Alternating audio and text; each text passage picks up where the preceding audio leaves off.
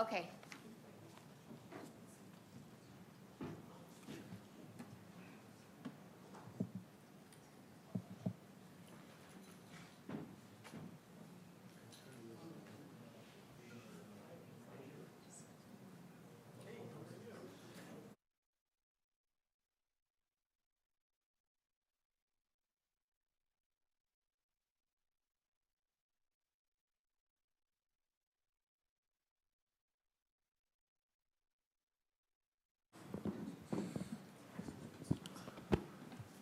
Okay, good morning. We'll call to order the meeting of the Lancaster Criminal Justice Commission at 10:07 a.m.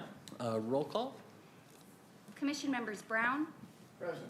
Harris. Present. Herr. Present. McCracken. Present. Paris. Absent. Vice Chair Little. Present. Chairman Mercy. Present. We have a quorum. Thank you. We'll go to the pledge, which will be led by Commissioner Harris. Everyone replace the flag, hand over your heart and repeat with me.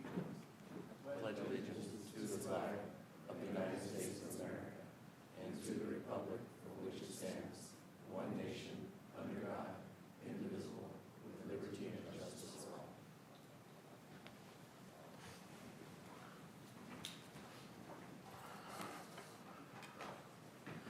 Okay, we have a presentation this morning, Youth Programs and Services by Nigel Hawley. Hello, sir. Good morning. Hello, how are you guys? Good morning, good morning, good morning. Thank you, commissioners, for allowing me to be here. Mr. Chair, I want to thank all of our public officials. I want to thank Chief Armelin and congratulate him. That is my direct supervisor there, so I'm also paying bills by saying that.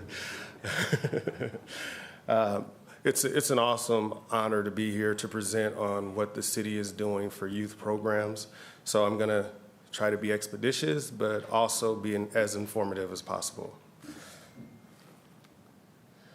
So as you guys all know, it takes a village to raise a child.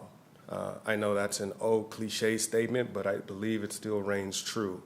And our village is composed of several community partners, and we'll talk a little bit about them.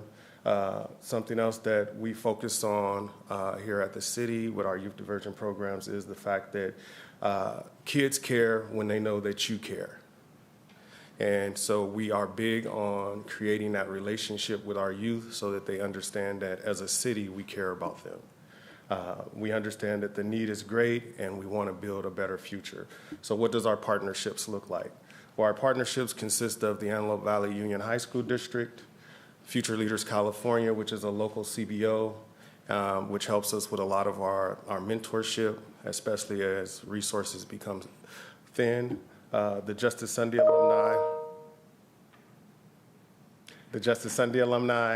the Los Angeles County Sheriff's Department, another CBO, Parents, Educators, and Students in Action, and then we have our national partners, which is the National Alliance of Faith and Justice out of DC, who oversees some of the work we do across the country, along with the Pen or Pencil Mentorship Program and the 400 Years of African American History Commission. We start off everything with the Antelope Valley Education Alliance. This program was started over a decade ago now, where the city decided that we needed to do something to combat chronic absenteeism, or what people refer to as truancy. We understand that students need to be in school to even have an opportunity to graduate. If they don't show up, they can't get the grades and they can't graduate. And so we have become hyper-focused on making sure that we give them the resources they need through a case management style. The words are there, but I'm going to kind of just talk. We use a reality wheel, which basically allows us to connect with the students and deal with them from the level in which they are right now. If a student is chronically truant or chronically absent, we want to find out why. Some of those reasons can range from something as simple as getting that student an alarm clock, or something as complicated as both parents work, they have younger siblings, and they need to stay home to watch them. And so as a city, we want to understand what is it that we can do to combat that. Is it a simple matter of allowing that student to be on independent study, or is it a matter of getting that parent connected to some type of community resource that can offer daycare for the child? We focus mostly on high schools, more specifically freshmen and sophomores. And the reason we focus on freshmen and sophomores is because statistically speaking, if you can get the kid to their junior year, they normally will stay in school and graduate. We do take a case management approach, so we have a couple of our mentors here today, Jennifer and Sean Cannon. And what they do is they work with the students on a one-on-one basis, do an intake, an evaluation to better understand what's going on with that student, and then personalize the case so that that student can be successful. It could be, again, like I said, for a whole gambit of reasons, but the main thing is to let the kid know that we care, the high school district cares, the city cares, the sheriff's department cares, and we want to change that student's future. We do workshop classes working with our CBOs. We work with parenting classes, conflict resolution, resource management, as well as anger management. Moreover, the community development portion relies upon us working with agencies that are like-minded, but that can also provide the resources that are needed for the students to be successful. We have a lot of CBOs in this valley, but what we've discovered is that our population doesn't know about what most of them do.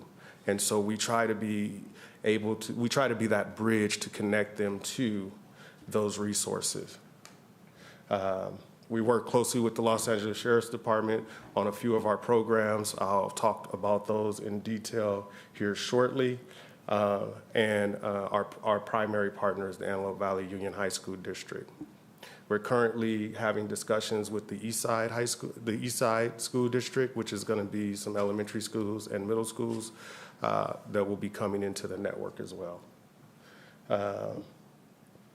We work with our local, state, and government. We have our council members come out and speak to the kids. We've had some of our commissioners speak to the kids and work with the kids, and we're hoping that we can invite this commission to begin to come out and work with the kids as well. Our next big program is what is coined as Youth for Justice, and it's going to be an intro to the justice system. I'll tell you guys a little bit more about that later, but that event is vastly approaching. It'll be on November 8th and 9th, and we'll host it at the fairgrounds. Of course, as everything, this is data-driven, so we're constantly reevaluating the turnover rate for our students. Our goal is to get every student out of the chronic absentee mark, which is having a 10% absentee rate or higher, and getting them down to the 6 to 5 range. Over the course of the last 10 years, we've averaged between 72% success rate and a 76% success rate. Some of our partners, we partner with Justice Sunday, which was started over 20 years ago and was brought to this valley by Bishop Henry Hearns. Roughly around 2015, we met with Bishop Hearns and he asked us if we could help make the program more youth-focused. In doing so, we started with one high school, 8 students, and we put them on the stage and see how it would go. Those 8 students put on a play, and since annually we do a play. We went from those 8 students in one high school to now we're working with all of the comprehensive high schools where we get students from all over the valley to come out, where we train them over their winter break, a 25-day period, on how to create, first research, create, and then perform a historically accurate play. That play has grown from just a play to now an all-day street festival for the city of Lancaster.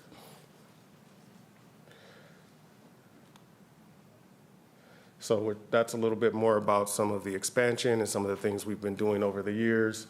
We started in 2015, 16 year, and the following year, which would have been the 16-17 year, we moved to 2 sites. And then by 2018, we were in all the comprehensive high school sites. And now we've reached the milestone of having over 100 students sacrifice their winter break to come hang out with us and learn. some of the tenets of what we do with the Justice Sunday program. From that program, we have had students that decided that they wanted to come back and continue to give to our community. And so they come from all over the country on their college break, and they come and work with our local high school students and train them on what they learned when they came through the Justice Sunday program. So we're creating a lineage here of future leaders through working with this particular program. Again, we have 2 commissioners who have gone through the program, and one of our youngest deputy mayors went through our program. So we know that the program has been successful. And now I'm going to play a little video, a snapshot of what Justice Sunday is.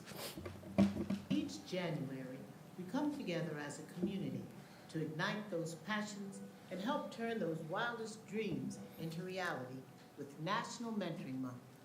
The 400 Years of African American History Commission supports mentoring in 12 states involving students from 96 or more schools through the Pen or Pencil National Mentoring Initiative of the National Alliance of Faith and Justice. Since its founding by NAFJ in 2005, youth, primarily secondary through collegiate ages, are served through partnerships with national and local organizations of both faith and community, many who maintain direct official agreements with local education agencies, such as in locations like Antelope Valley. These young people are continuing a tradition that started more than 20 years ago in the Antelope Valley community of Northern California. They come together during their winter break, and in just 25 to 30 days, they research, write, and perform scenes from history to the present day for Justice Sunday. India Schmidt joined the Justice Sunday program when she was 15 years old and a freshman in high school. As the student body of the AV, we do all the research. We pick a theme for the year. We bring everybody together and research for a couple days before we start writing a script outline, writing characters, and working out costuming and sets. We do all the sets ourselves too, and the props. So everybody kind of brings their talents to the table, and we always find somewhere for them to fit in. Interest in the program has grown over the years. Last year, 40 students gave up their winter break to participate in Justice Sunday. This year, more than 70 have signed up. I really think it comes from word of mouth, from students who are graduating or still in high school, sharing it with their friends and getting their friends involved, even if it's just something to do over the break, and it spreads, and it's a lot more fun than it might seem at first as a high schooler giving up your entire winter break, but we have a lot of fun. I've participated in Justice Sunday for about 5 years now. This upcoming one would be my 6th. With being a part of Justice Sunday for that amount of time, I've been able to share my own experiences with others and help mentor those around me. I was heavily involved with choir, and as of last year, I took the role of being the music director, which really pushed me to be a mentor and be able to be there for the youth.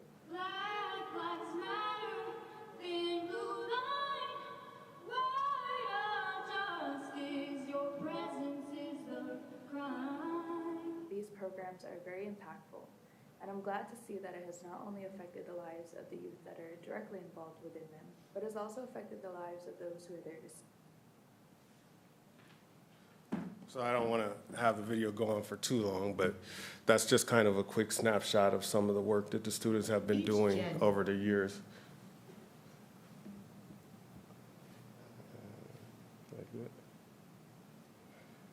Oh, there we go.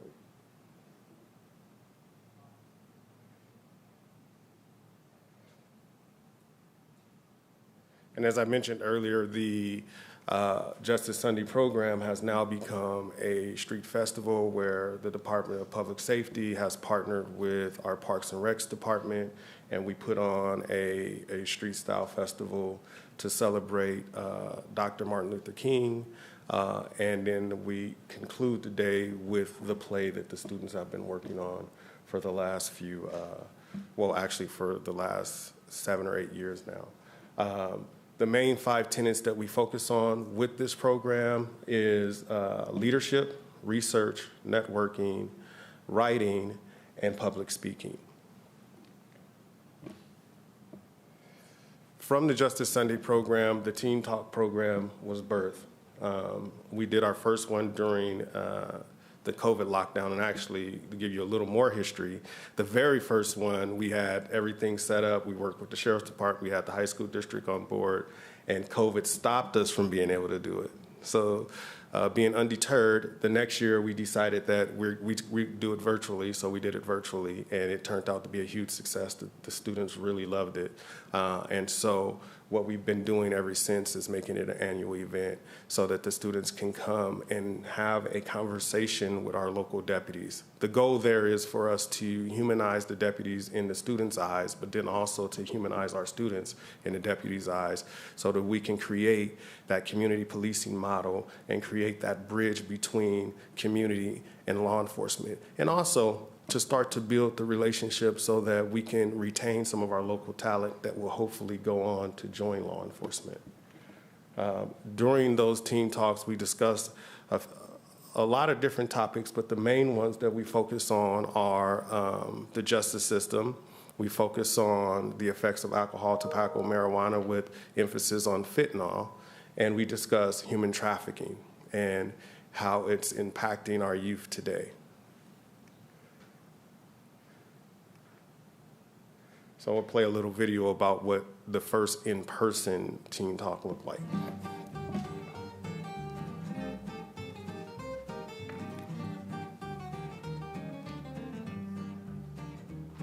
Hello, everyone. Good morning. Welcome to the Teen Talk Summit 2022.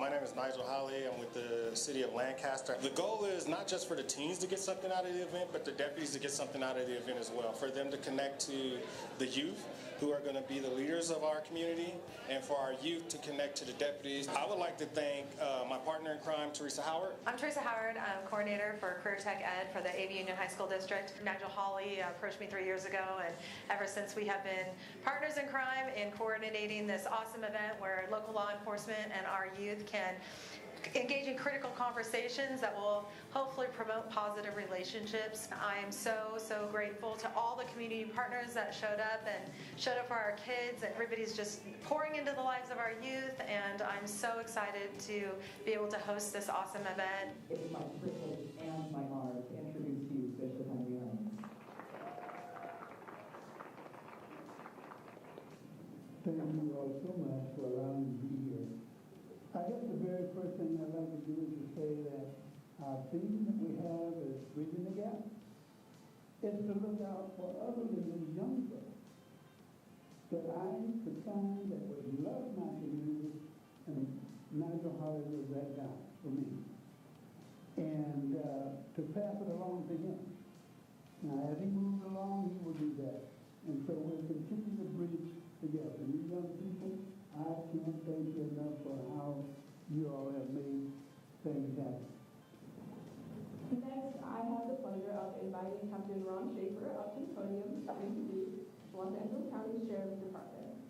So I'm excited to be here. This is a fantastic opportunity that the Sheriff's Department does not get that often, and to engage with the youth of our community. And throughout the day, you're going to have breakout sessions, you're going to be able to talk with deputies amongst yourselves. I'm going to pass this discussion off to them now, and our Sheriff's Department just, be open and ready to answer some questions. What made you want to be a deputy, and what was your motivation? In all reality, it comes down to being a person in my community. The idea of being here to help one of you guys in your most crazy time of need, somebody that you can rely on, even though you've never met, you know that I'll be there to help you regardless of the situation. That is my desire. I love it. What precautions and protocols does the department take to ensure that no bias is within the force? There's a lot of training that's involved with that. Also, through the hiring process alone, I mean, I know that it took me over 2 years just to get hired. There's all of these things so that when you go through the academy or you get hired on as a deputy sheriff, that you don't portray yourself as a person that has a bias and that you truly are a person that is here to help everybody.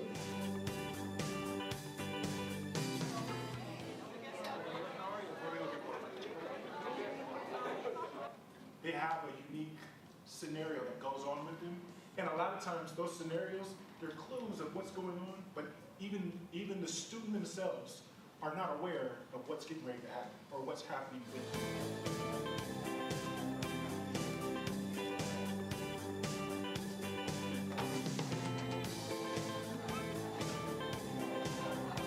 What a quart of tequila,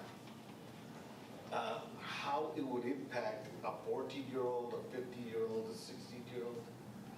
Any idea? Sergeant Addington, and you know, he's been around the district for a little while. I went to Lancaster Station, worked there for 15 years, and then promoted, came over to Palmdale, been over here for almost 2 years. What do you hope that students will take away from this experience tonight? I hope that students will take away the experience that they can come and talk to deputies. We're regular people. It's not anything different. You could say, oh, hey, let me go talk to him. I got a question for him, instead of, oh, he's wearing a uniform and he's got a gun, but I can't talk to him. I want everybody to take away that it's not as hard as it seems to bridge the gap between the city and law enforcement and the youth of the community. I'd say that the main thing that I want people to take away from this is that they have the power to determine their own circumstances. And so, especially when it comes to public safety, young people have the power to inform those decisions. How do you think the event went so far? I think it's awesome. I really like, well, I love all the free stuff that we're getting, but also a lot of information and a lot of flyers, a lot of things that I didn't know that we had in the AV or things that were offered here. So I think it's really informative, and I love that. The one thing I'd like to say is a privilege to speak to people and ask them like certain questions about their day, how they're feeling, things like that. And it's really fun getting to ask questions that you don't normally ask a deputy or a sheriff. So yeah, that's a really great opportunity to have as a panelist. I feel like the event's very successful as of right now. I mean, there's some difficult questions that have been asked and some answers that I hope they got what they wanted. I think that it went pretty well. I really appreciate how all the panelists were straightforward and bold in asking their questions and had the confidence to do so. I think that's really important. And I also appreciate how the deputies handled themselves. To piggyback off of that, like, it's important that when we're having conversations around public safety, that we're recognizing that those conversations might be uncomfortable at first, but because we're being transparent, open, and honest with one another, hopefully that's going to lead to a better dialogue for everyone. I think it's going absolutely wonderful. The chat seem to be open-hearted and they're answering, and I just think this couldn't be better. This is what I call bridging the gap.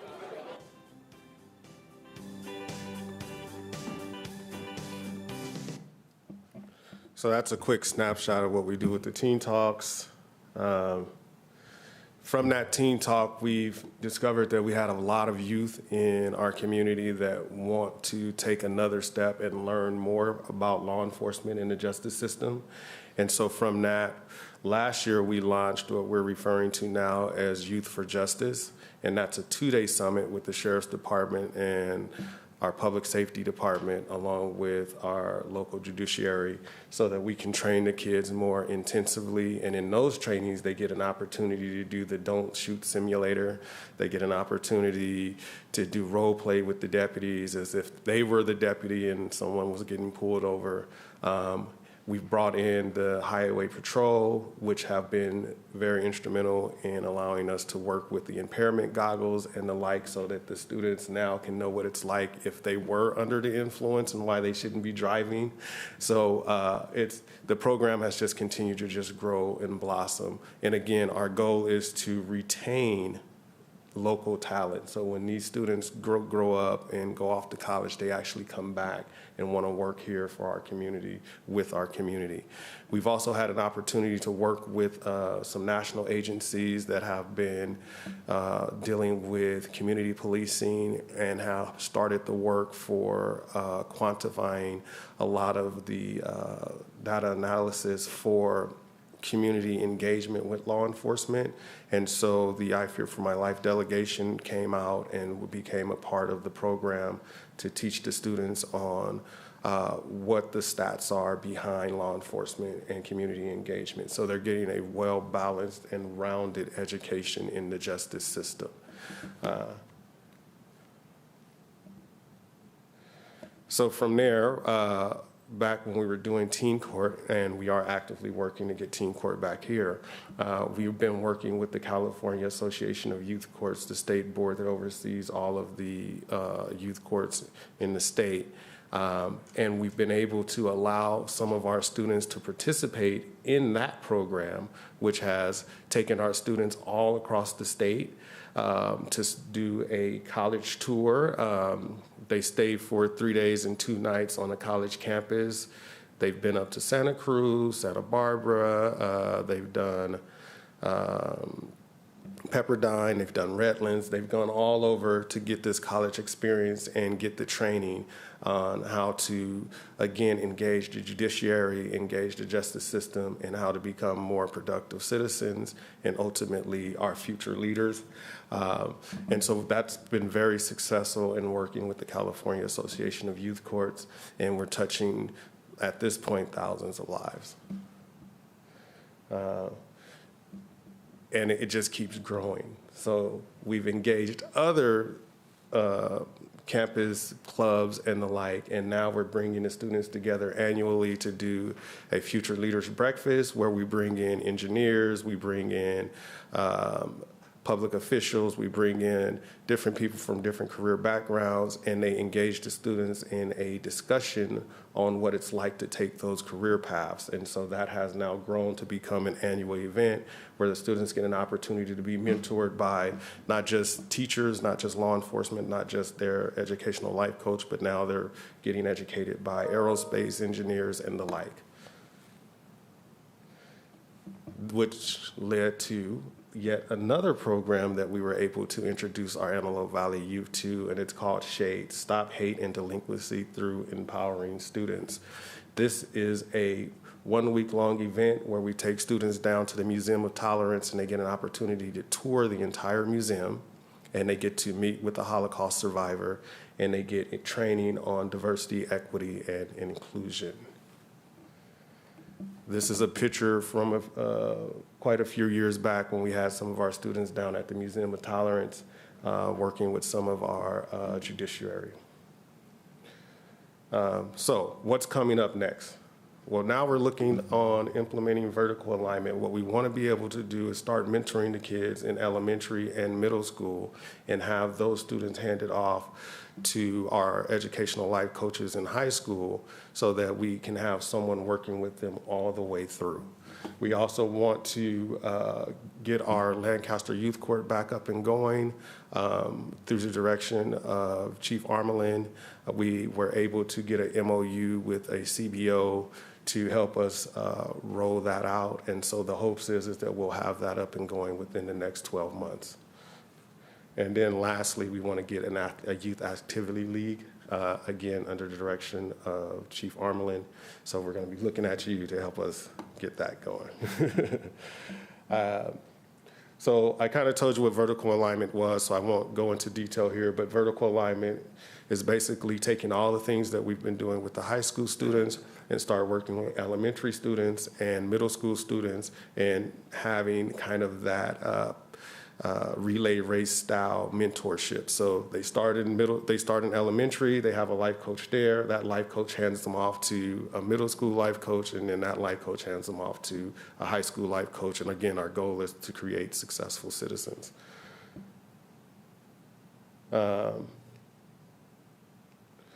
So with that, I'll answer any questions. I've taken enough of your time, so any questions? So I just really wanted to congratulate you on this program and tell you how much I appreciate you being here. I found it very informative. There's a lot of stuff going on here that I was unaware was going on, and it seems like such a terrific program. So congratulations in that regard. You know, I was thinking how little I know what it must be like to be a 15-year-old these days. When I was 15, they were just inventing electricity. So and these kids are now dealing with this area that's sort of mystifying to me, social media. And it's a powerful force, both in a good direction and a bad direction. And I'm wondering how you guys are trying to ride that force in the direction to help your program. Great question, Commissioner Brown. Yes, it is. It's a very powerful force. And unlike when we were kids, because I'm pretty close to you there, we could kind of turn off our commitment, our communication with the outside world, with social media, that they can never cut it off. So if they're being bullied or if anything's happening, it's always on. They take it home with them. Their phone is just chiming and chiming and chiming, and so they know what's happening. So what we actively do through our curriculum is give social media etiquette, and we try to teach them and train them on what they could do to protect themselves on social media, and we also teach them about the long-term ramifications of posting certain comments and pictures and things like that online.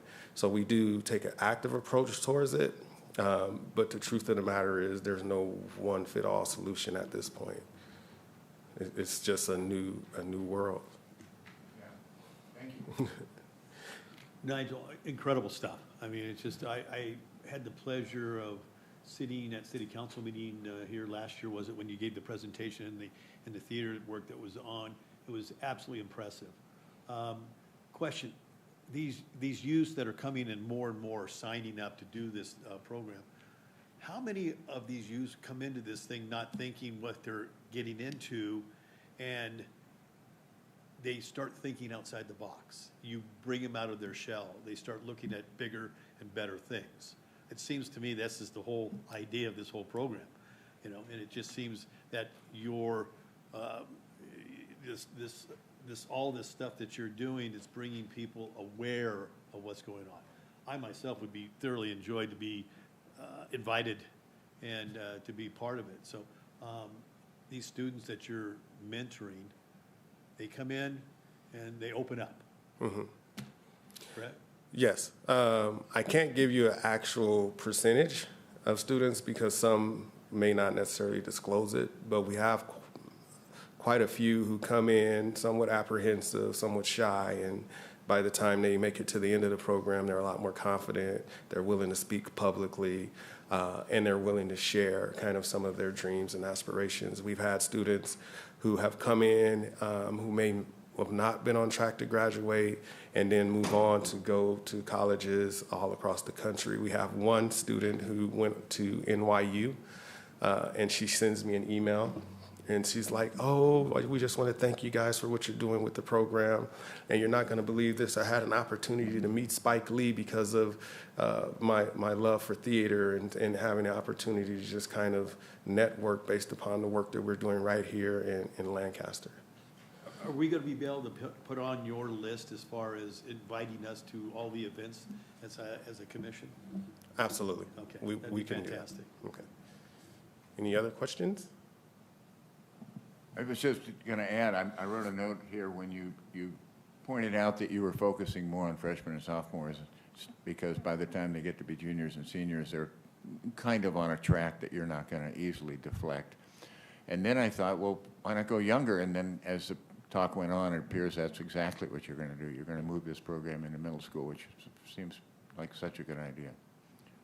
Yeah, we're excited here at the City of Lancaster on the work that we're doing with youth, and our hope is that it catches fire and it spreads all across the valley, and then eventually across the county.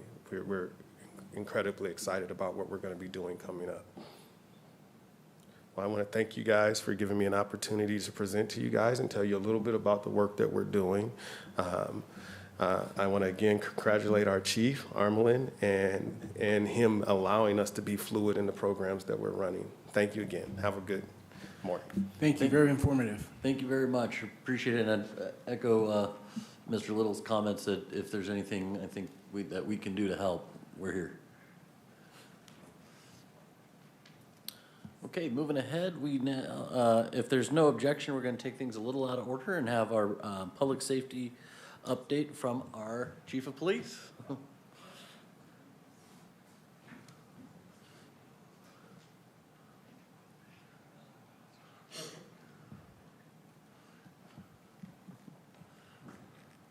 Well, you got me back in blue again.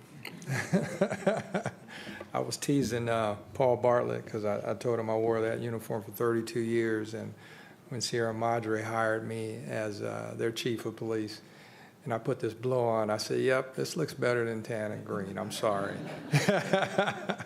I'm sorry about that.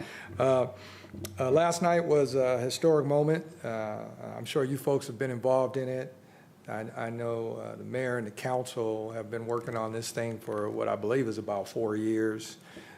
And it was brought forward out of fervent commitment to improve public safety, to make things better for our community.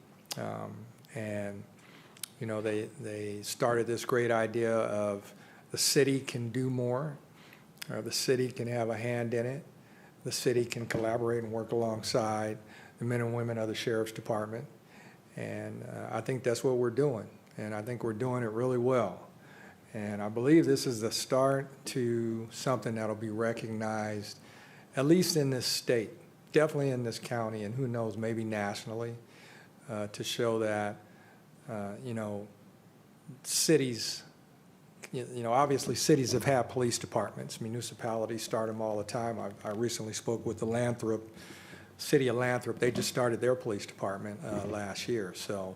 But to do it under these circumstances where you've got a great policing agency already working, and then you say, okay, we're going to bring one in of our own, and we're going to work, you know, we're going to collaborate and figure out how our department can help the citizens and also help the deputies in any way we can. So, and that's exactly what we're doing. I wish I could share with you, but there's something we're working on together today that started with the city learning of a problem in a community, and we went in and did our fact finding on it and realized that it was a big problem that needed a bigger agency to address, and law enforcement, in fact, because we're not up all the way yet. And we went and I talked to Paul, and his guys went over there, and later on today or maybe tomorrow, you're going to hear about something really big that just took place in the city that is going to absolutely,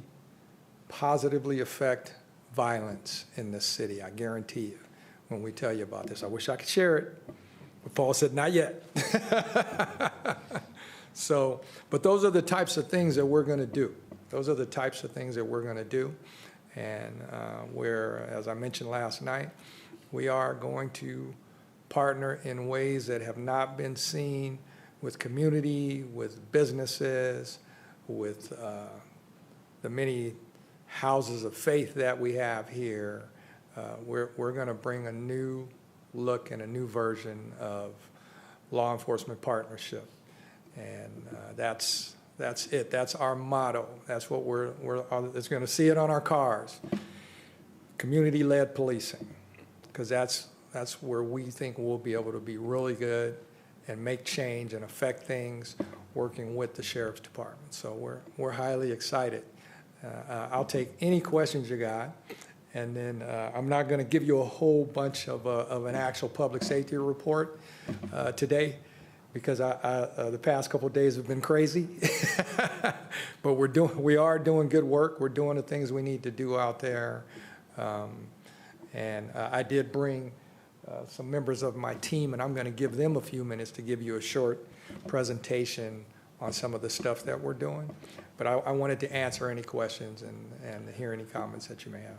I do have a question. Are you guys going to try to create partnerships with businesses, kind of like similar to a neighborhood watch, but something along the line of where businesses can communicate and we're all aware of the latest crime fashion, so to speak? Is that something that you guys are going to be doing? Absolutely. It is big, it is important, and one of my team members over there, Rochelle, is going to talk a little bit about that. It's already being done by, it's been being done by law enforcement. I'm not sure if we've done it here, but we're going to bring it to another level. And we're gonna. One of the things the mayor said last night, which I was extremely proud of, is he says, he complimented me by saying that I try to come up with, different ways and ideas to deal with issues, and that's the truth. My mentality from my mentors from the sheriff's department has been, why not? I don't see why we can't deal with it, and I'm not stopping until I run into a brick wall, and that's who we are, and that's what we're going to be. And so we're bringing a new level to that I think you're going to appreciate, where we're going to have continuous information sharing between the businesses and us, and anything that we get or share. I'm sure we'll be working with Sheriff's Department, Community Relations, but we're also going to share whatever information we get with them. So we're excited about that piece of it as well. Just want to. Oh, go ahead. I'm sorry. Just want to say congratulations once again. We're really looking forward to some great things from your department and supporting the sheriff's department as well. It's going to be a great team, and looking for some. I appreciate it. Appreciated seeing you last night as well. Thank you.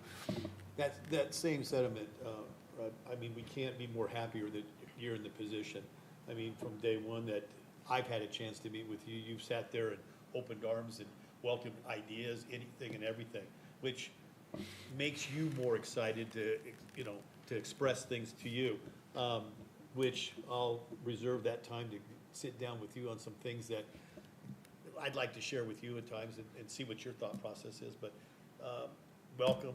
I'm looking forward, this commission's looking forward to working with you, and couldn't be more thrilled with the Sheriff's Department and with their work and your work and your staff's work. I know I was out on a project, on a cleanup, and Sean's here, I think, in the audience, and he brought some light, and that group that brought some light to me. It was amazing. I was hoping to hear something from him today on what that process is and the things that they're finding out on this cleanup sites, and it's just absolutely amazing. I was trying to share it with some of the commissioners. But just incredible work. That's awesome. Thank you, sir. And you made me think of something. I want this commission to know that we're constantly thinking and talking. I'm communicating with Paul, and we're trying to figure ways to involving you to ensure that this body that the city put in place is more involved with us, more involved with the sheriff's department, and that you're the voice of the citizens. So we want to make sure that we're doing everything we can with this commission as well. Well, congratulations, and we're looking forward to working with you as well. I appreciate it. Thank you, sir.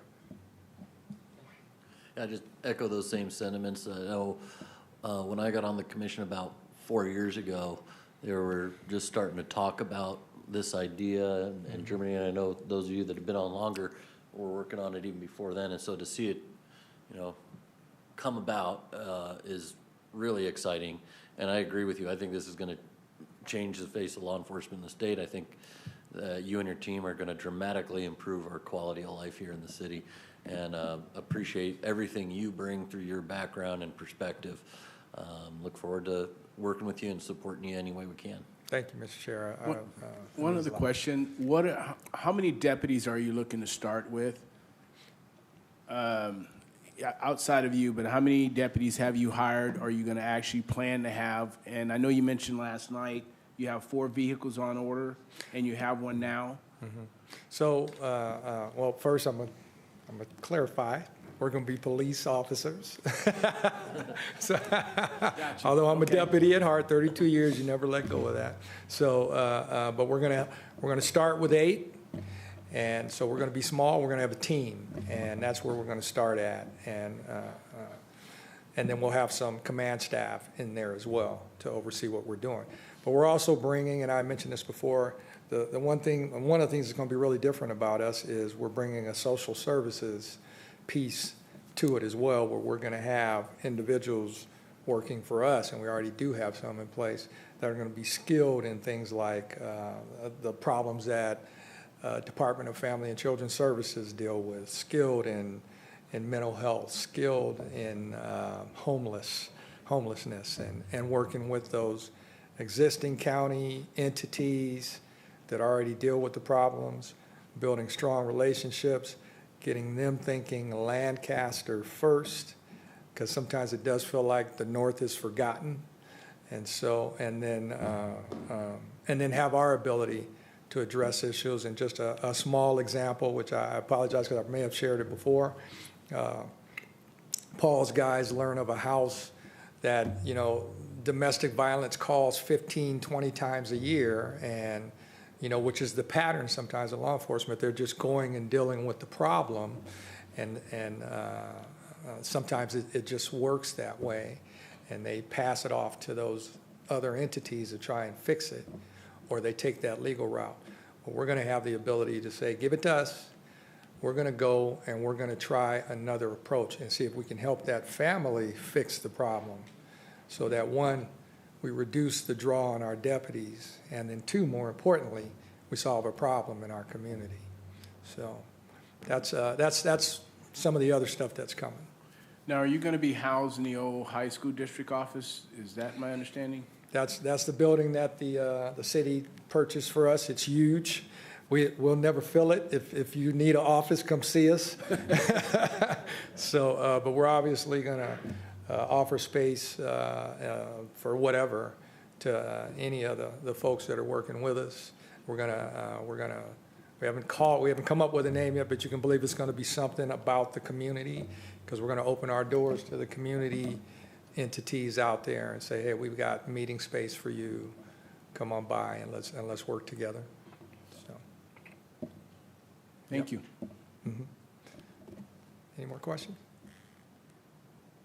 Okay, great. One last thing, and I'll bring them up. I just want to I want to applaud this council. I want to say that because they truly are courageous in doing this and going outside the box and saying, hey, let's see what we can do. Let's come up with something different. And their idea and their thought of, we love our sheriff's department. We're not trying to get rid of the sheriff's department. We're trying to make things better, work better with them is I think a right call. And I want you to know I'm getting phone calls from cities. They're saying, hey, what are you guys doing up there? This is this is interesting. So we're excited about it. I'm going to bring up my team. I don't know which one of them is going to start or if they're going to come up and work together. Okay, Stephanie's going to come up and she's going to give you guys a short presentation. Great. And I just want to add, you're absolutely right about the mayor and council on this. I mean, this was not an easy process. No. There's a lot of people that was like, whoa, what are you doing? Political issues that come up, challenges, yeah. And they were persistent in finding a solution that worked for everybody and to convince people this is the right way to go. So yes, sir. Definitely appreciate that. Thank you. All right, thanks, sir. So Stephanie's going to come up and talk to you guys, or the three of them, I think, a bit about our information. Mm-hmm.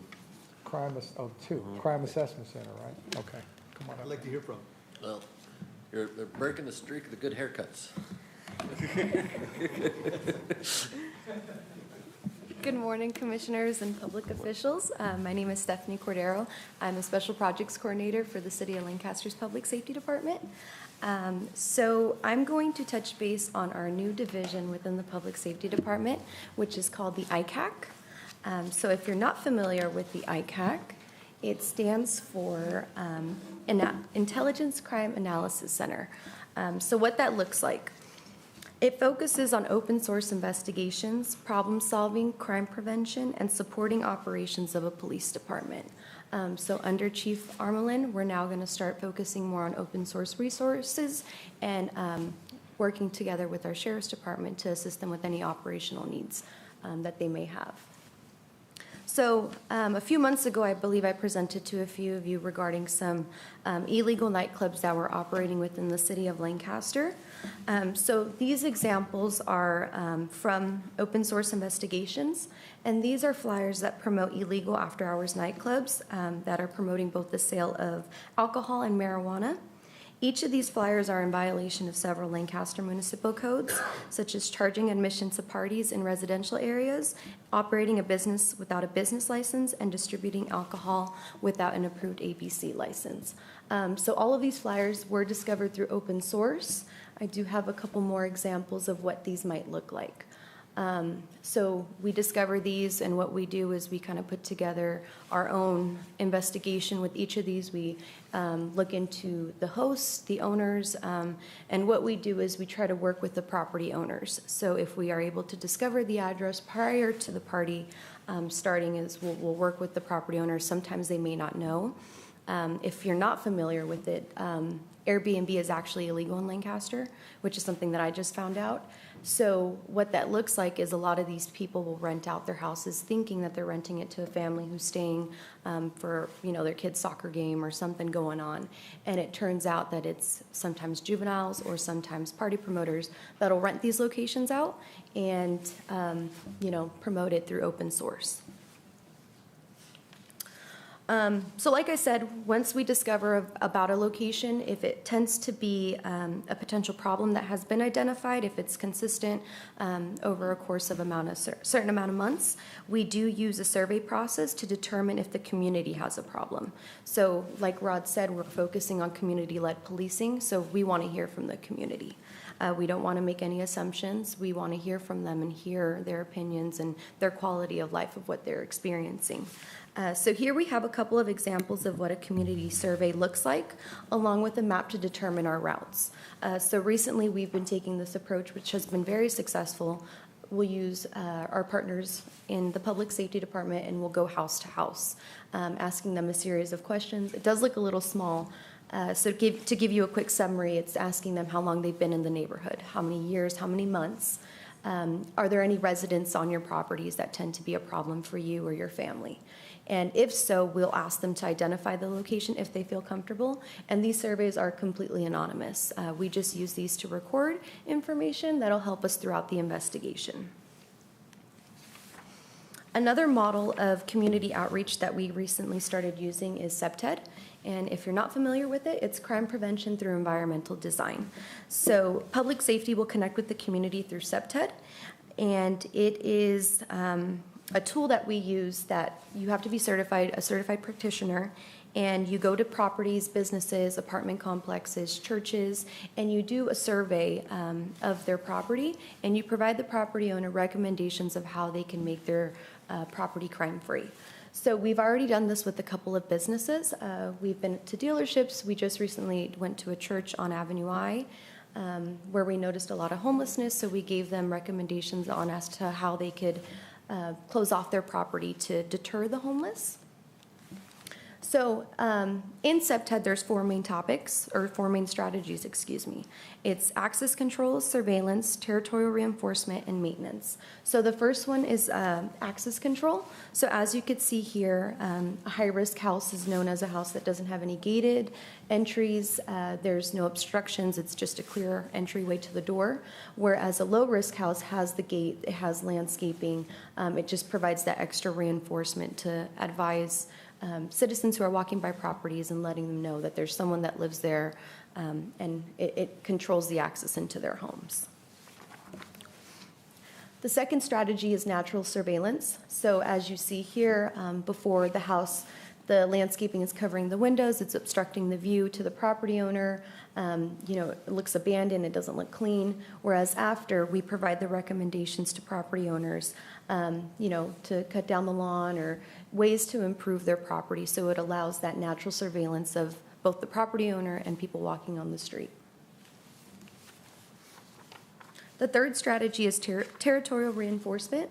So this is a clear example of kind of following with the access control and maintenance, whereas someone who has a house without a gated entry, it allows that easy access and entryway into the property, whereas a house who's gated kind of shows them the difference between public, semi-public, and private. So meaning the street is considered public, anyone could walk on the street, drive on the street. Sidewalk is semi-private, people could walk on the sidewalk, they could look at houses, whereas the gate provides that private view of the home. You know, the property owner showing, don't enter through here, this is a gated home. And then finally, we have maintenance. So kind of following all the other strategies here, you could see an example of an apartment complex at the top, a lot of landscaping issues going on there. So what we would advise is give them the recommendation to kind of cut down the trees, add some lighting so it provides that surveillance and uptake of maintenance. So those were just a couple examples of some ways that we conduct the community outreach.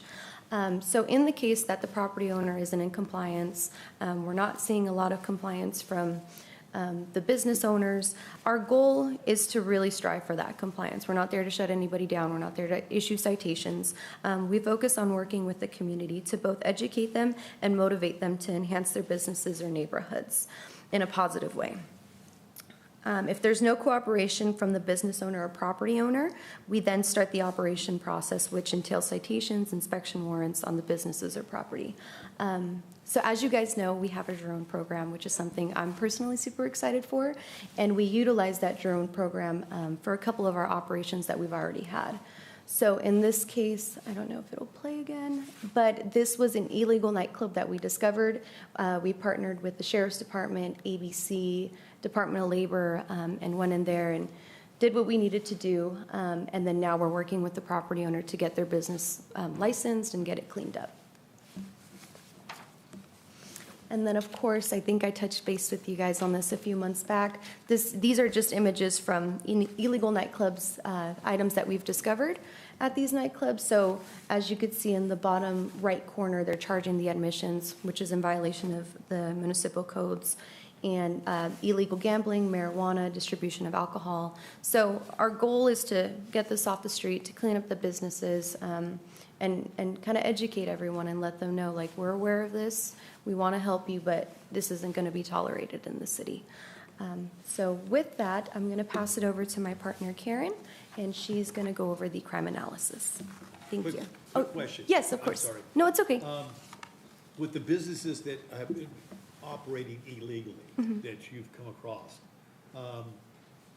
property owners who are leasing these buildings out to individuals to have these parties, what are property owners saying once they're notified, or are they on site when these events are happening? So they are notified. Our goal is we go after the business owner because a lot of times one of the operations that we've seen is the business owners will submit a business license to the city and it's for something completely different. So in the case of the pictures that I just showed, that business submitted a license to the city stating that they were a nonprofit bingo facility, and so the property owner's thinking the same thing that the city's thinking. They're operating for a nonprofit agency, when in reality, it's something completely different. So in that case, a letter goes out to the business owner, putting them on notice, and as well as the property owner to letting them know, you know, this is what's going on. So our goal with that is, when we do start our business watch program within the city, is to connect with those business owners and letting them know of kind of tips of what's going on, whether it's them putting in surveillance and monitoring, you know, the business owners within the shopping centers, helping them be aware and giving them tips on how they can identify these illegal businesses. So I guess that's a double-folded question.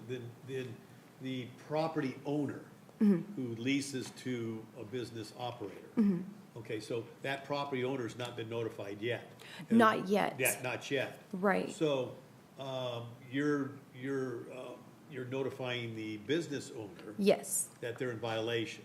Yes, correct. So we notify the business owner because a lot of times we're not sure if the business owner is tied with the property owner with the illegal nightclubs. So our goal is to talk to the business owner first, and then we bring in the property owner, if that's the case.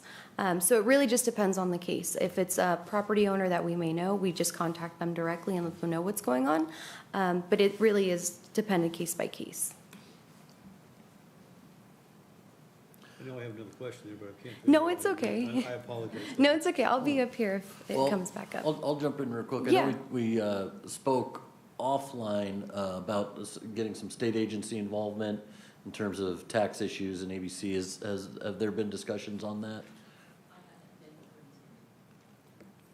Okay. I would say that probably should happen because, you know, when you're selling things, whether alcohol or not, it's a taxable sale. You know, Right. and, you know, we know we don't live in necessarily the toughest on crime state, but one thing that the state does go after is their pieces of silver. Right.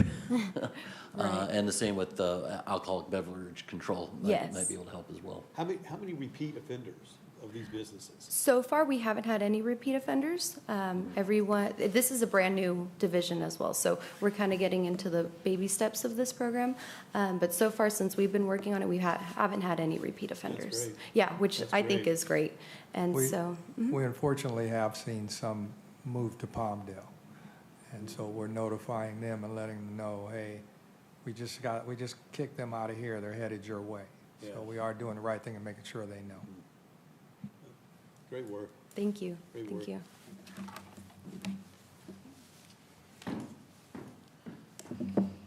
Hi, Commissioners. My name's Karen. Today I'll be going over the crime analysis portion of the Intelligence and Crime Analysis Center.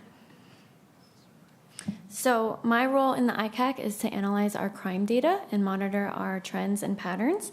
I provide reports, maps, research to our leadership and operations so that they can be informed and help them make data-driven decisions.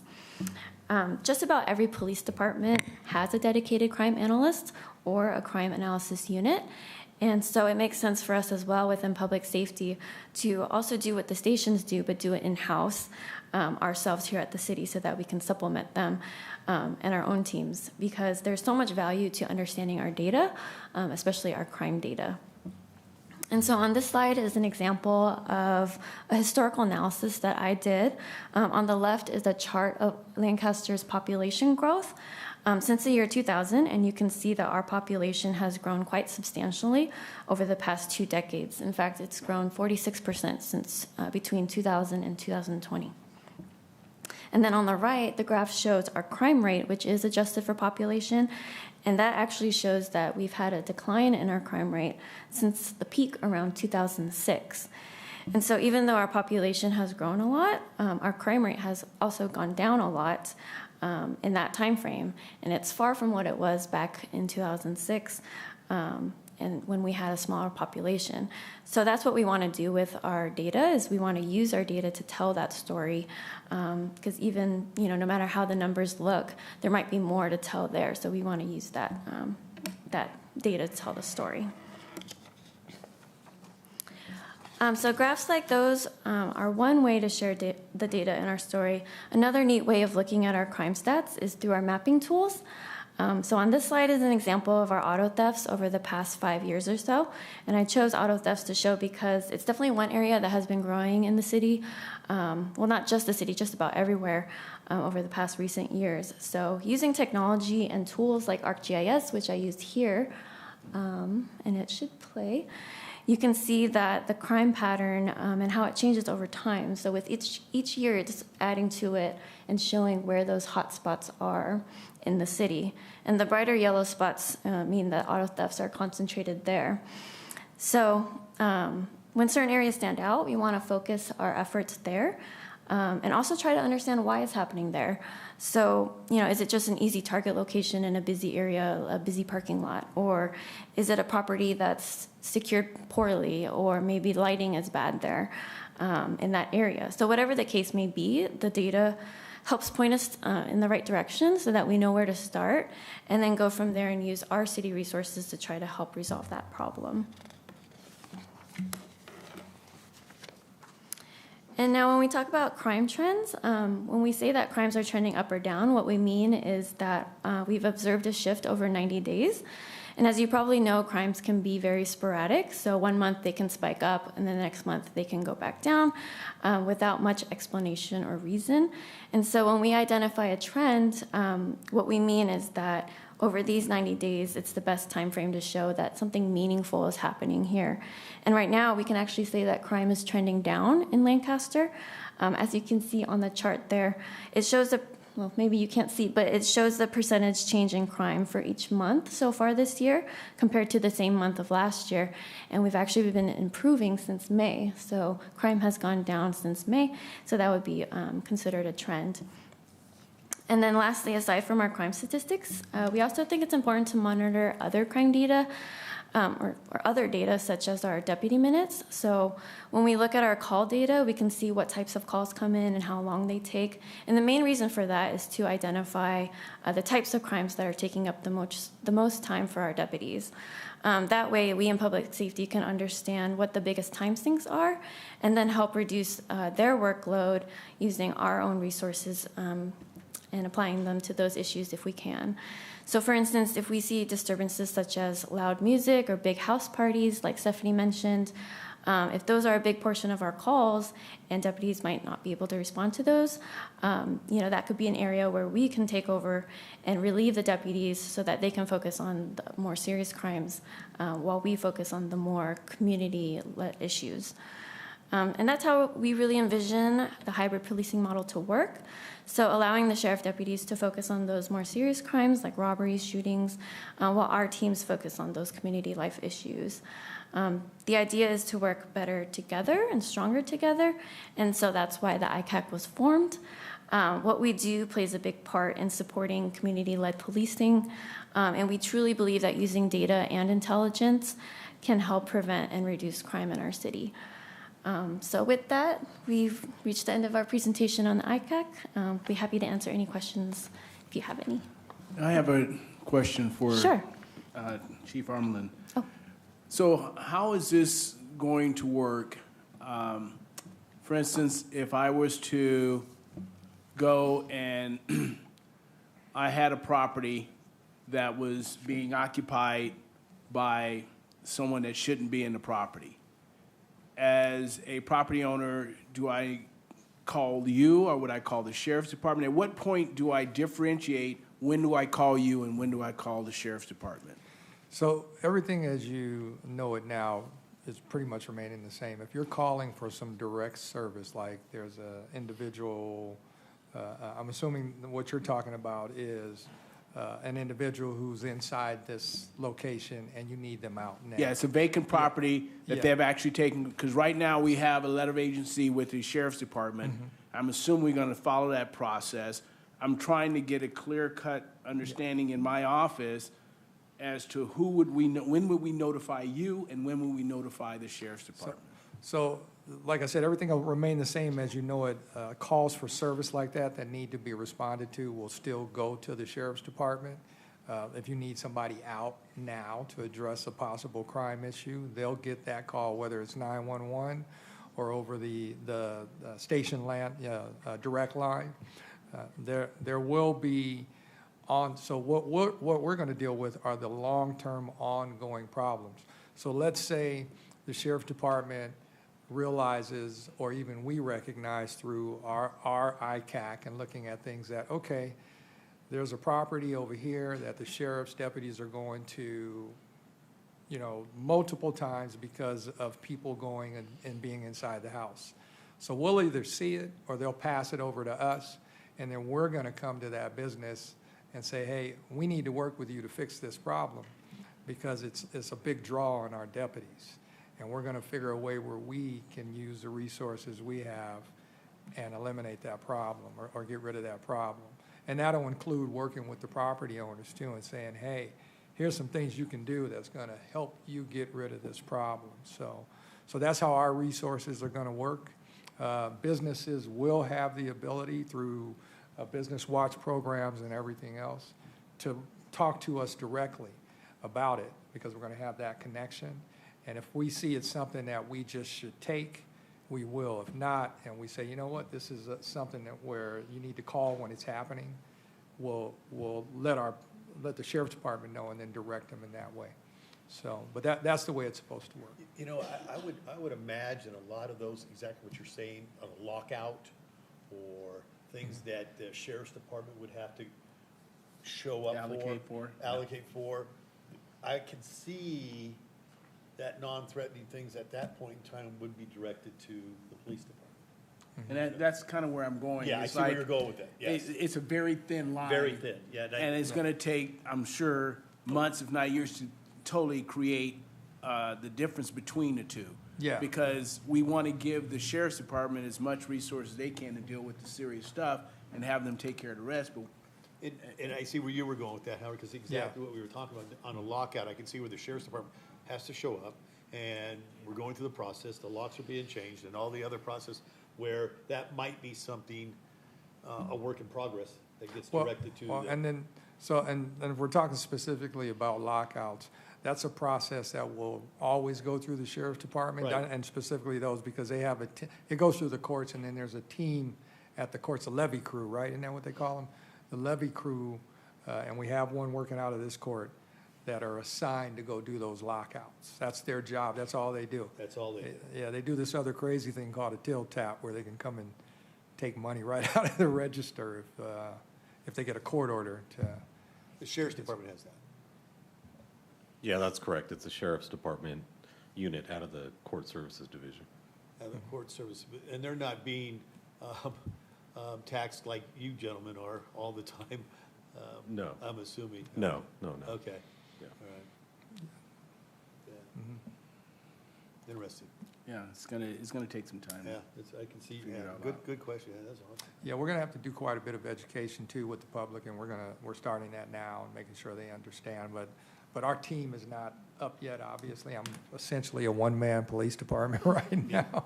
So, but as we're working, we're gonna continue to educate and make sure folks understand, and the sheriffs are gonna work with us.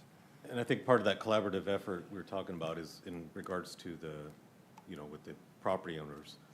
The city has all that documented, and we share that information back and forth. So we'll be able to work together to specifically look at those properties that have those letter of agencies on file. The city has that. They're coordinating an effort to get those all into a computer program that we're all going to have access to. That makes sense. That sounds about right, okay. Because that was one of the things I was concerned about. Any other questions? Would we be able to get a copy of your presentation just so we can review it once again? Sure, yeah, absolutely. Perfect, thank you. Thank you, Karen. Thank you. Thank you. Can I add something, Rod, real quick, if possible? I was wanting to bring up Josh on a clean out that we did on a piece of property, and just to let the commissioners know on the great work that these gentlemen are doing, and the endless, I've had, I wouldn't say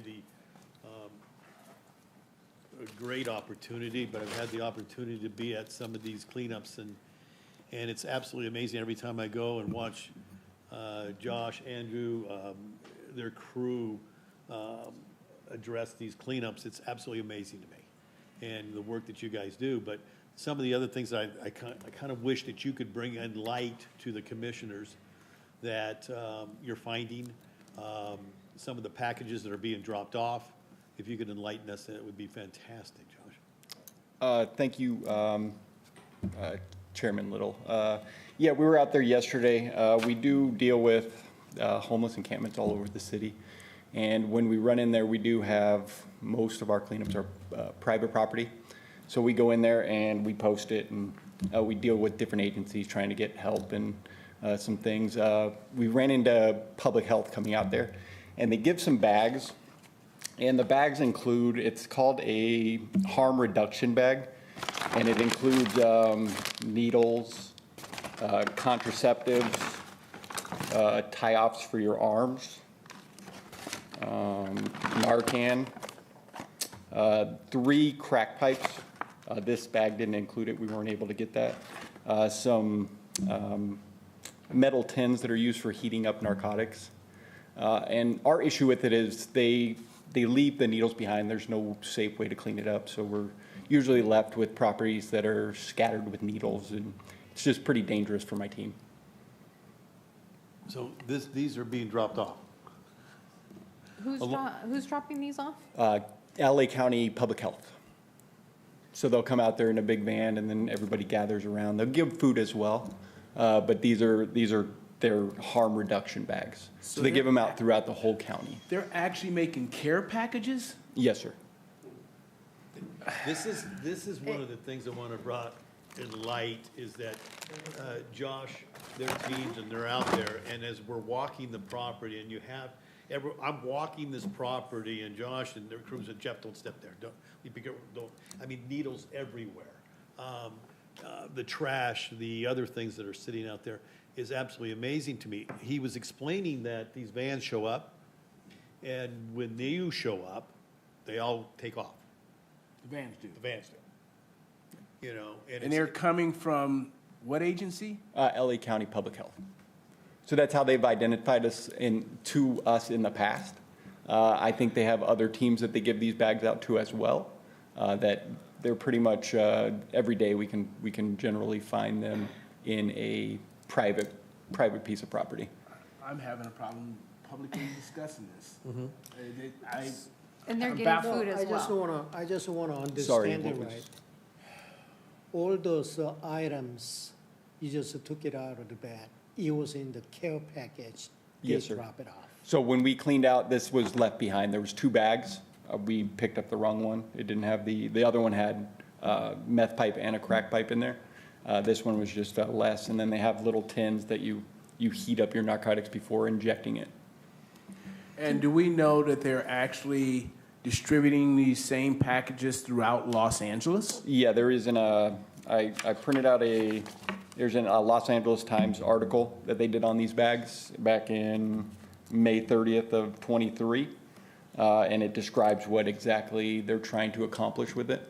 Obviously, it's going back and forth, but yeah, they're doing it throughout LA County.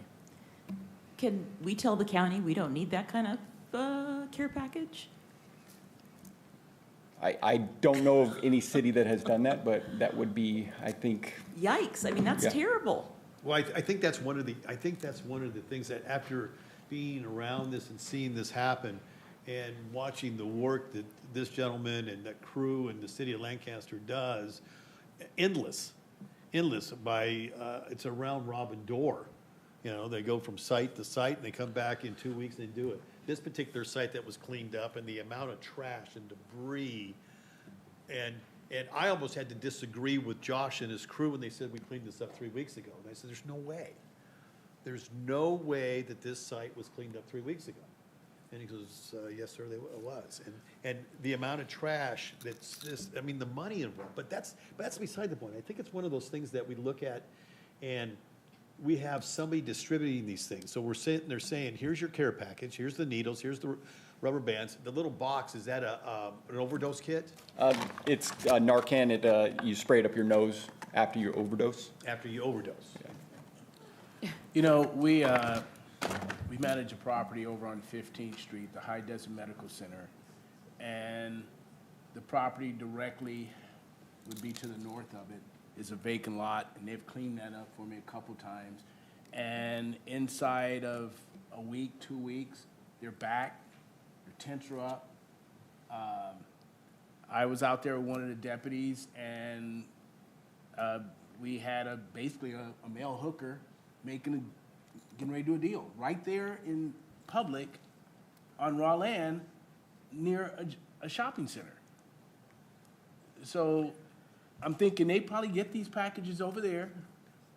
And I guess my question is, what can we do to try to eliminate or fight this? Well, and I think too, Tower, is one of the things too that's been brought to our attention is along with these packages, county vehicles too are coming up and giving food right to the location.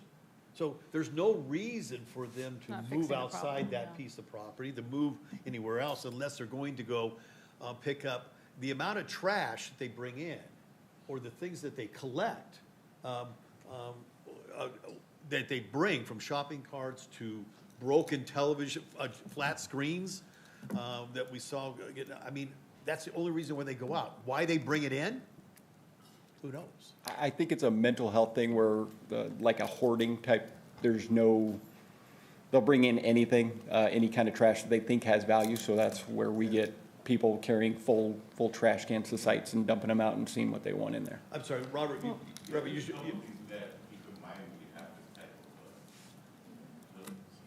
your mic, Robert. So what I was trying to mention is that a couple of things that you have to keep in mind is that one, as I may have mentioned in the past, a lot of times they frequent the same locations because they're receiving free Wi-Fi. That's from the businesses in the county buildings, the Kaisers, these empty lots that are near these places. They're gonna stay there and come back because they get the free Wi-Fi. They're getting the free phone, they're getting the services and stuff. And we also kind of remember that there's some very intelligent people that live out there homeless. No different than people that are brilliant that end up in prison. There's geniuses, and that's how they, you know, they create the lifestyle they do, and they run operations, and it's no different in that environment. We just assume, because of the way they live, that they're not the brightest, you know, they're not the coldest beer in the fridge. But we can't keep that out of mind that they are very intelligent, a handful of them. But this is why they frequent these places. It's the Wi-Fi, it's the resources, the water, the electricity. If you see a building, say a shopping center, you'll see them plugging their phone in. And they'll sit there all night and plug their phone in, and they'll eat, and they'll ask for money, and so on, and so on, and so on. So this is where, you know, we shake our head about our tax dollars being spent on those things. I wish I had a better reason to tell you why, but I don't. But, Yeah. I guess, but just keeping that in mind, that's why they frequent these places so much, because of the resources that are available to them, like the Wi-Fi, the water. They'll tap into your water system, fill their jugs up, they'll cook their food out there. Yeah. They'll eat up whatever they can. Yeah, I understand that. I think it's one of the things I thought the commission should understand, that watching the city of Lancaster and Josh and what these gentlemen, ladies and gentlemen do, is, I've been on 4 or 5 of these things, and I'm just, every time I walk it, I'm absolutely shocked and amazed what they do and how they have to do it, and how they control the situation. It's amazing, and because there's a lot of belligerent people. And there's been times when I've showed up and they sit there and say, Jeff, step back, just wait until we get to this point before you start walking the property, you know, so. But when I saw this in the bags, and I'm just going, what can we do? I mean, I'm a little lost for words on handing out syringes and the rubber straps and little metal tin cans, and then things are like this are left on the ground, and we're here to clean up. Well, the question's been asked twice, and we haven't really quite received an answer yet. So, I mean, if we don't have the answer now, how can we go and get the answer, which is how do we stop this from happening? Because clearly it's not solving anything, it's making the problem worse. So how do we get how do we get to know how we can stop this? So we're going to be speaking with Supervisor Barger's office and see what type of pressure we can bring from there on something like this. This is kind of new to me too. I don't remember seeing it down south that much, but I knew there's always been packages or like care items given out. I remember seeing syringes and condoms and things like that being passed out when I was working down south. But I was shocked when I got up here and recently heard that, hey, you know, sometimes there's pipes in these things. And so we're going to speak with her office and see what they can do to help us. I'd imagine if it's a county problem, then the entire board is going to have to try and figure a way to bring some pressure over there and say, wait a minute, we have to rethink this thing. We all know what they're thinking. They're, you know, trying to, from a health aspect. The only item in there that I personally agree with is the Narcan. I'm not sure what all's in the bag, but the Narcan's the only thing that I would say, okay, yeah, let's hand that out. But that's the next step that we're going to take. And we're also going to communicate with the folks over at the health department. And I'm sure the sheriff's department has already probably been bringing this message in certain ways. So we'll be talking to their executives too and finding out. Yeah, sheriff's department's been fantastic. The city's been, you know, and Rod, tribute to your crew, it's just phenomenal what they do. I mean, it's, you know, you go firsthand, you see what they do, and Josh does, and on a daily basis, it's amazing what they go through and do. It's incredible work. So, But I had to bring that to the commissioners. I appreciate it, and I definitely would like to be kept abreast on a continual basis of what's going on to help maybe stop this. No, that'd be great. We might even consider some letter from the. If I could offer a point a little bit from downstream, which means the people that we see in the emergency department with using dirty needles, and they're coming in with hepatitis, in the old days with a lot of HIV, they're certainly getting terrible infections and sometimes losing limbs. And so there's this, dirty needles create a huge health problem, and there have been programs not only in the county of Los Angeles, but around the world to try and address the problem of the use of dirty needles by supplying clean needles. And secondly, Narcan, if they don't have Narcan, they're called, 911 gets called and they get brought to the ER and they get resuscitated or whatever happens to them from that. And so it's a downstream problem that somebody's trying to address by maybe intercepting it at the level of the Narcan. I was a little surprised at the total contents of this package, but it's hard for me to believe that somebody hasn't sat down and thought this out. And we may disagree with some of their decisions, but it would be really useful to see what the thought process was. Why did they develop this package? What information and data did they have to think that this was going to help the downstream effects rather than merely create a problem? So I'd love to hear from somebody who's involved in making this up what their thoughts were, what they're trying to solve with this package. And some of them I understand. The clean needle programs are all over the world. And the Narcan is being widely pushed now to prevent these, prevent the overdoses. The problem with the overdoses is they don't die. They get rushed to the hospital and live to see another day $15,000 later. So Chief, yes, I love that. That's a good part of the program. So I'm puzzled at the contents, and I'd love to find out what the thinking was and what they're trying to prevent.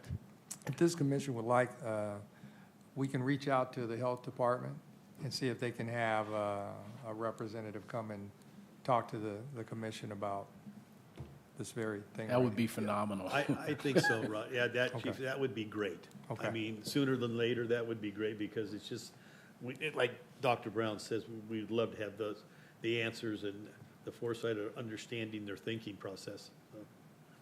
Okay. That'd be fantastic. We'll see if we can get them out at the very next meeting. Thank you. John, thank you so much. I was also wondering whether some of the people that the chief is rounding up, the issue always comes up with forced cleanup, right, with people who are in custody or at least on probation, and sometimes the supervision of those people is more work than it is to clean up the process, clean up the problem in the first place. But is that something you guys have thought about in terms of supplying some so-called volunteer labor to help clean these things up? You know, we haven't, at least not to my, Josh, I don't know if you guys have played with that. We do have some volunteer, I think it's like twice a year that they go out and actually do it, but with the specialty, with needles and stuff like that, it's hard to get those people into these types of environments. It's more of cleaning up like streets, just like litter, instead of encampments, because you just don't know what you're going to run into. Thank you. Yep. Thank you. Any other questions? All right, moving forward then, I guess we're going to hear from Deputy Green.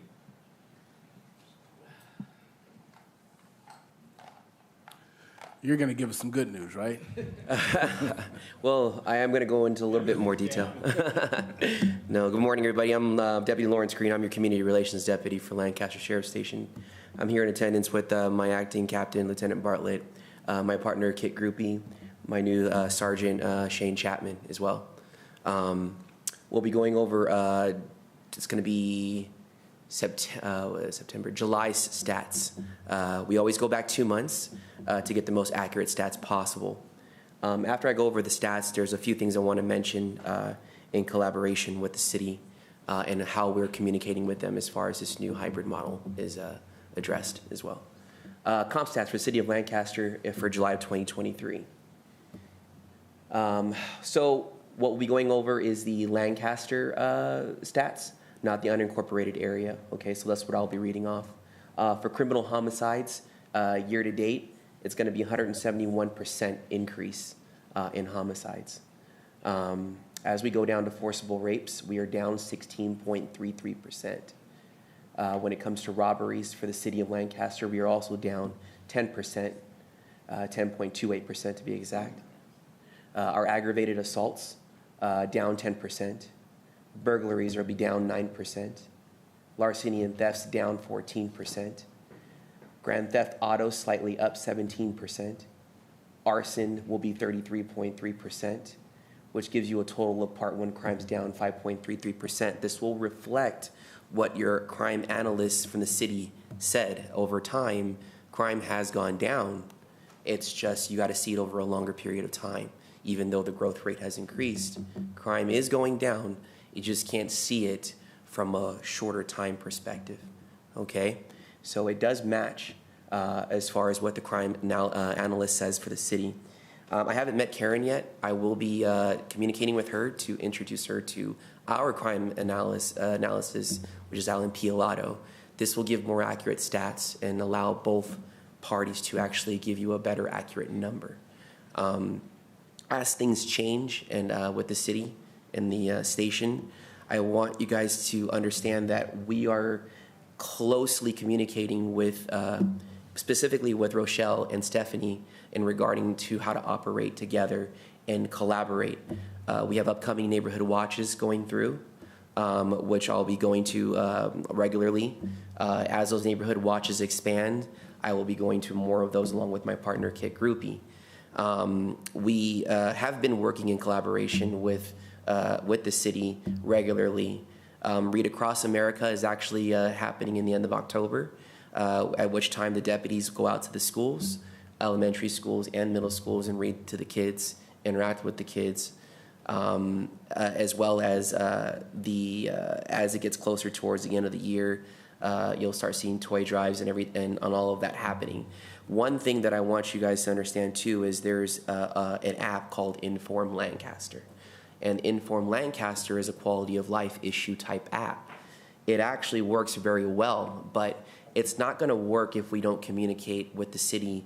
And I actually speak to someone within the city that's a professional in how that app works.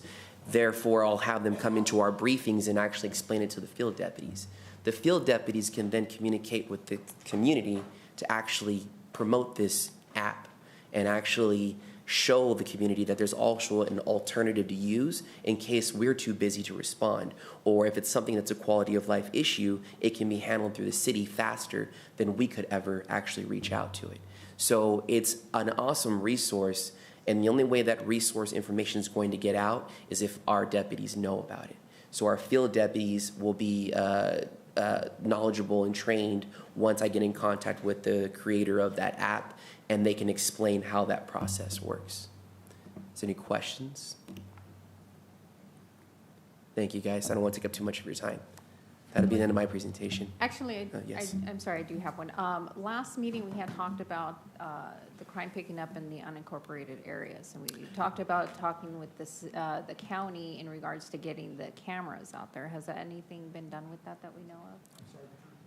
Yeah, last meeting we talked about how crime was increasing in the unincorporated areas, and we were going to talk to the county about adding the flock systems out there as well. Has anything been done on that? Commissioner, we don't have an update on that currently. I will get back to you on that. Right now, that was a big part of it, and now that because of the stats and everything being so obvious, it's now all eyes are turning to that aspect. So it's gaining speed. So I will give you a further update on our next presentation. So we can have that back on our next meeting then? Absolutely, yes, I will. Okay. Any other questions? No, thank you. I appreciate you guys. Deputy, thank you. Thank you, sir. Probation, Robert.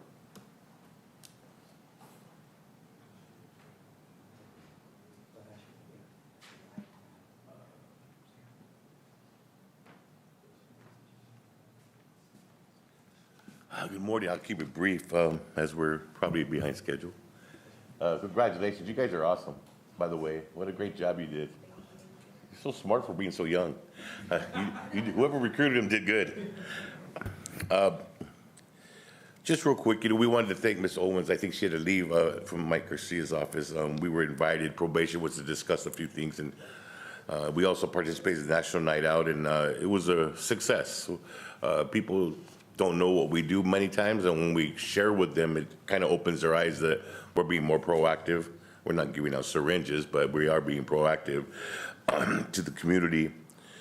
We're still going through some stressful things with probation. The one thing I can say is that our deputies that are remaining, we're down to 8 in our office now, and from 21 a few years ago. And those 8 are being shipped to juvenile hall twice a week now. We're losing a lot of man hours within the community. But when they are in the community and when they're in their office, they're doing a great job. We're maintaining good rapport with the people that we do supervise. We are still violating the people that are in need of violation and placing them back in custody to get their life straightened out, even if it's for a short period of time. We were able to issue 22 warrants last month. And that didn't include the 14 violations, and we only had 9 terminations of last month. Our caseloads are about 48-1 PO, which is about 20% above our yardstick, which we want to do to maintain that rapport. Our increase in mental health cases are alarming, in my opinion, because they're just, everybody needs them. Luckily, we are able to coordinate with some of our contracted agencies to help us with hygienic things for them. We have a little store in our office that we created during the pandemic, and we also use that for the POs to help them with food and some things. Sometimes it's just, it's the top ramens in the cup and that kind of things to give them a meal if they're struggling with homelessness or transients. Many times, I think our numbers are tweaked when it comes to the transient homeless numbers because many of them will not tell us where they're staying. They kind of try to avoid that so they don't get compliance checks and searches of the home. But we are being, in my opinion, extremely successful in keeping that rapport and keeping our violations occurring intact when they demand it or need it. But we're also helping a lot more people. One of our programs that we have that's really successful, and I was going to ask if I could invite one of the 2 deputies that do it. It's called the Invest program, where they do carpentry, they do all kinds of things, and they actually get employed through other agencies and stuff. But they walk, it's a whole process program, and they're deputy probation officers that work in this program, and they do a really good job of getting people to recruit from the caseloads that we have. And then once somebody commits to it, if they really commit to it, the success rate is very high, but they would have more data on that. But I'd like to bring them along in the future. And I think I covered everything just to keep it as minimal as possible and try to share the things that we do share. But and thank you again for everything you guys do. It's amazing how many people don't realize what we do, what you do, what you are about to do. Those things are important that the community, the word is out. Like I said, just as surprising as it is that we don't realize what's coming in this little bag that they give out, it's just as equally surprising that a lot of people don't realize how much work we do and how much effort we put into it, whether it be individually, as a department, as a bureau, whatever have you. So just keep going. Thank you. Thank you, and being down from 21 to 8, you got your hands full. Yeah, and like I said, they're so committed because they live here. That's the element of probation officers and a lot of deputies, that if you reside in the community, that in itself is the investment in your community. And so. Appreciate it. Thank you, sir. Thank you, sir. Highway Patrol Captain Zoroarski. Good morning, Commissioners. Thank you again for having me this morning. I'll also keep it brief. I'm continuing to push the proactive enforcement of all my personnel, and we are starting to reap some benefits from that. Our enforcement continues to climb for our contacts, and that includes even warnings and things of that nature, trying to interdict with, poor behavior decisions in a vehicle. We have seen DUI crashes drop 25% year-to-date from last year, and even our DUI arrests are down approximately 5% from last year, because I would assume it's more from our presence that's out there. People know they can't make it to where they want to go without getting contacted and aren't going to make it home once we do contact them while they're impaired. A couple challenges we are facing right now is we are seeing a climb in fatalities, and there really is no pattern to it other than about 60% of all of our fatalities involve people not wearing their seatbelts. As far as education and enforcement, we're maximizing it, but we can't click the seatbelt for them. But that is where a majority of our fatalities are coming from, is not properly restrained parties in a vehicle. An additional challenge is with the construction project on the 14. That is a project that's going to continue to 2026. And as you probably have all noticed, it has a reduced speed limit because of reduced lane patterns. I am presently working with Caltrans to get the signage correct so we can begin to enforce the reduced 55-mile-an-hour speed limit. Once the signage is correct, there will be a very furtive education campaign, followed by even more furtive enforcement campaign that'll be sustained over a long period of time to hopefully reduce the speeds that are presently still being seen in the construction zone. What kind of process is that real timeframe? I mean, that could, with Caltrans. They're still in the process of redoing the signs that I've identified that were problematic, and I've requested that they have the reduced speed limit signs in between each interchange, so that as everyone who enters the freeway cannot claim ignorance as to the presence of the speed limit. I'm hoping on about 2 to 3 weeks for all the signage, because Caltrans has to write a plan, approve the plan. It's a very long, drawn-out issue with Caltrans. Yeah, as we know. One thing about that project that will help with some of the homeless issues that we have along the freeways is they're planning on making most of the freeway shoulders uninhabitable, using rock and terrain that does not make it comfortable to put a tent. I think the interchange at Rosamond Boulevard and the 14 is what most of all the interchanges will probably look like when they're done with the project. If you have any problems getting those signs from Caltrans, please let us know. Actually, Caltrans has been very cooperative. Good. I'm glad to hear Very that. cooperative. Captain, thank you, sir. Everything you do, thank you. District Attorney. Good morning, Commissioners. I'm Micah Piantanita. I was recently promoted to head deputy of the Antelope Valley branch of the District Attorney's Office. I'm very happy to be here today. As you know, Robert Sherwood was transferred to Pasadena, so I'm basically filling his shoes, and as I said, I'm very happy to be here. I will be very brief with statistics from the District Attorney's Office. I have filing stats from August, as well as our yearly stat in comparison from August 22 to August 23rd, August 23. So for arsons, we did not file any cases in August, and our yearly average was the same. We did not file, or we have a zero number for filings for that year period. For auto burglaries, we filed 3 cases in August 2023. Our yearly average was 9 for burglaries. That includes both residential and commercial burglaries. We filed 8 cases. That was basically the same number for our yearly average. We had 8 filings. For criminal threats, we had 7 filings for felony criminal threat cases. Our yearly average was 5. Drug sales, we filed 3 cases, and our yearly average is 2. For domestic violence, we filed 4 felony cases, and our yearly average is 7.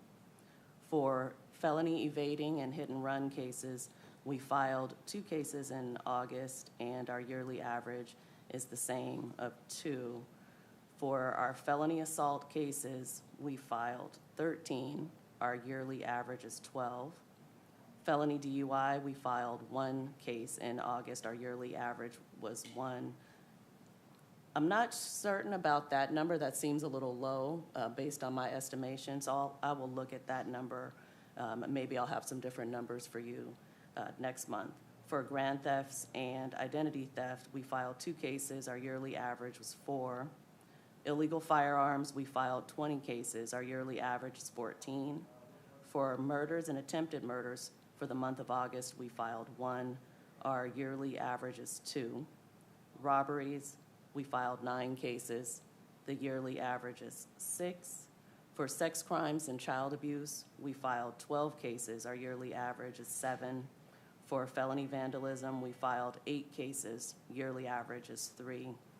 And then finally, for our violations of protective orders, we filed 20 cases, and our yearly average is 16. That's all I have for you.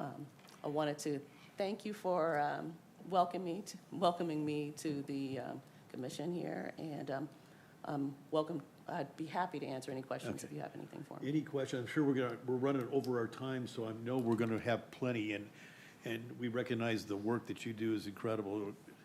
We can't be more pleased that you're here with us today. Any questions? No, just welcome aboard. Okay, welcome Thank aboard. you. Thank you so much. Thank you. Okay, Rod, anything else? If not, we'll go to Congressman Garcia's office. Nobody here? Wilk? No? Carrillo? Assembly Lackey's office?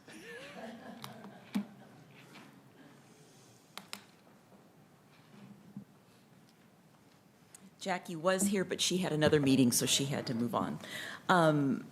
Just a few things the Assemblyman wanted to make you aware of. One, sad note, SB 2 did pass the Assembly, which was an 11% excise tax on guns and ammunition. It's going to the governor's desk.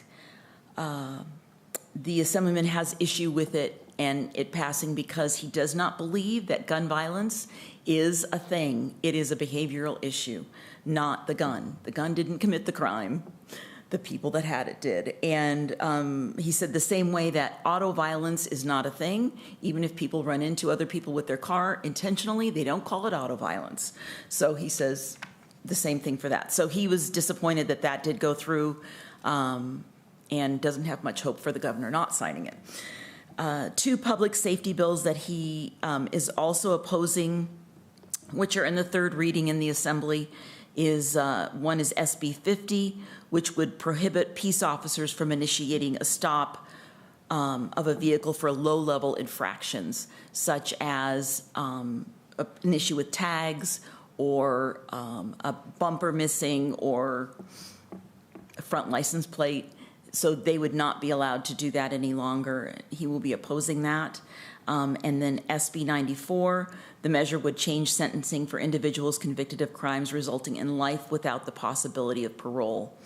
If the crime was committed before June 1990 or the individual has served at least 25 years in custody, with this bill they would be considered for parole, no matter what they did to get there.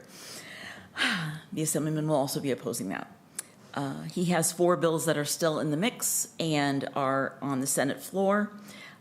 Looking ahead, the Assemblyman, from the Assemblyman's meeting with code enforcement from the City of Lancaster, he will be looking at initiating legislation next year along the lines of what Canada is doing and that the code enforcement let us know about, having utilities let code enforcement know if there is a violation that is so huge that it could make the house explode or would result in giving water that is necessary for one home, but one home is using 30 houses worth of water. Those types of issues would be sent to code enforcement, and then code enforcement would proceed with checking that out. Those are both indications of grows in the home. So we're hoping that that will be something that will bring an end to some of the home grows that we have seen more of. So thank you so much. Thank you. Any questions? No? Thank you so much. Katie. This is the time to address the commission on non-agendized matters. Speaker cards can be found on the back table of the council chambers. Individual speakers are limited to 3 minutes each unless a different time limit is announced. State law prohibits the commission from taking action on items not on the agenda. Thank you. We have one, Mr. David Paul.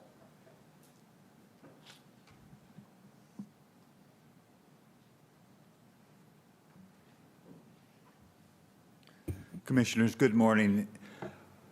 I just wanted to come up here and talk about something I saw about New Mexico, and this is a little vague, but basically the governor suspended the right to open carry, and the county sheriff in the county where most of these shootings are occurring has just said he will not comply with the order. So that's what societal breakdown looks like.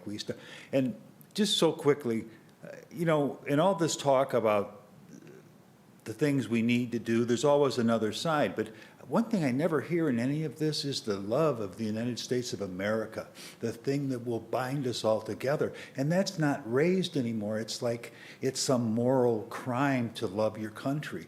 So I don't see how we're ever going to get to come together with so much division if we can't find something to unite around. But thank you all for what you do. It can be discouraging, and I just want to help any way I can. Thank you. Thank you, David.